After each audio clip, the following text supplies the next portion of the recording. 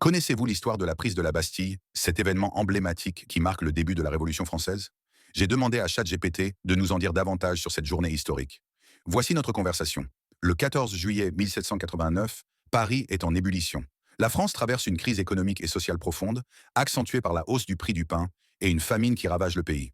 À cela s'ajoute la présence menaçante de troupes royales autour de Paris, perçue comme un signe d'oppression par les habitants. La Bastille, imposante forteresse située à l'est de Paris, devient alors le symbole de cette oppression. Bien qu'elle ne compte que 7 prisonniers en 1789, sa fonction de prison d'État, où l'on enferme sans procès sur simple ordre du roi, en fait une cible toute désignée. Le matin du 14 juillet, des milliers de Parisiens se mobilisent pour s'armer. Ils envahissent les Invalides et s'emparent de 30 000 fusils. Leur objectif suivant, la Bastille. Dans un premier temps, la garnison résiste.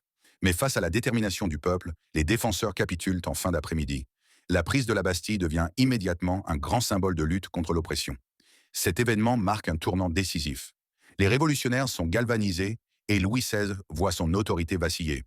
En 1880, le 14 juillet est proclamé fête nationale, célébrant à la fois la prise de la Bastille et l'unité de la nation. En conclusion, la prise de la Bastille incarne l'esprit de révolte et le combat contre le pouvoir absolu. Elle reste gravée dans l'histoire comme un moment fondateur de la Révolution française. Ce n'est pas moi, c'est l'IA qui le dit.